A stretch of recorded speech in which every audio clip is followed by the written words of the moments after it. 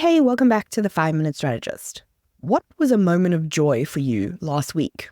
This is one of my favorite questions to ask clients because it's so hard to remember. But if I asked you what's going on, all of the challenges from last week would come pouring out. When we talk about finding joy at work, most people write it off because we all have tough days and we all have things that we don't like to do in our business but must do in our business. So it feels like an impossible goal. But what if I told you that there's research that if we can get to about 20% of joy in our time, in our business or our job, that's all it takes to reap the rewards. And if we drop below that, that's when our work becomes psychologically damaging.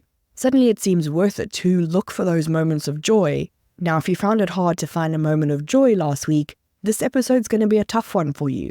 Because now I want you to start looking for moments of joy with your mid-year review. So first up, let's think about joy itself. I want you to take a moment and think about the first half of the year. Think about what you achieved. Look at the goals that you had at the beginning and which ones you've hit. Find the wins, even if they're tiny, that you can celebrate. Think back to the projects you did. Did they make you proud? Did you get amazing feedback? Did you solve a huge problem? Did they make a big impact on the business? Did it just feel perfectly aligned with who you are as a person? Did something exceed all your expectations? And then start to look at the patterns. What is it that causes you the most joy? Do you like that sense of achievement?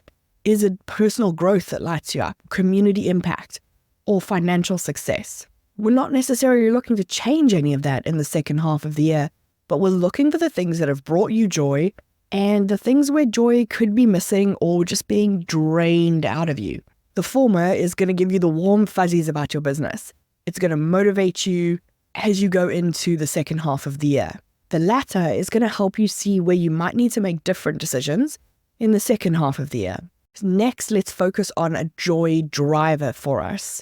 So an underlying reason we feel or don't feel joy in our role as small business owners. And that is our work-life balance. I want you to take a moment and if you had to do a ratio of your work-life balance, what would it look like?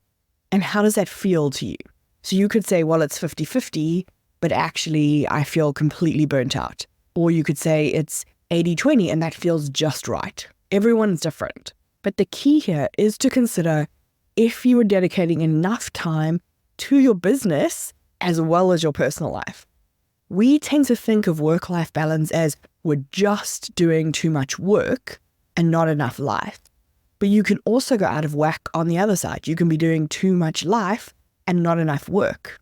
And this could be you're not doing enough work to make the money to pay the bills, fine. But it can also be that you're not doing enough work to bring that piece of fulfillment into your life. So it could be you're neglecting self-care or time with your family in favor of work demands. Or it could be if you think about your current goals, you're not actually doing enough to reach those. And remember that when we talk about work-life balance, it doesn't have to be 50-50. You want it to balance in the long term, but there are always going to be ebbs and flows where you're sacrificing one or the other because life is laughing or work is working. So this is more about reflecting on where you are right now, how it feels, and then what changes you might want to make in the second half of the year to adjust if needed.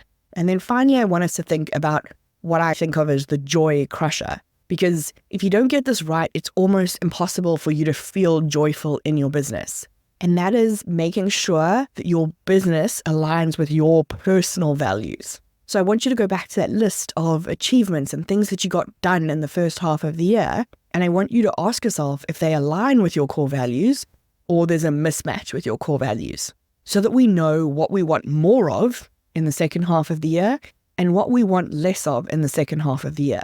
And these changes don't need to disrupt your entire business, right? It doesn't mean everything has to be like crossed out, but you can look for small changes that just align things a little bit more with your core values, and that'll make a huge impact on your satisfaction and engagement and motivation in the second half of the year. So as we go into the second half of the year, I don't want you to just focus on financial achievements. I want you to look for moments of joy that you can bring into your business, because the sense of fulfillment that this will give you is how you make your success more sustainable. So does your plan for the second half of the year allow for at least 20% joy in your business? Or do you need to go make some adjustments?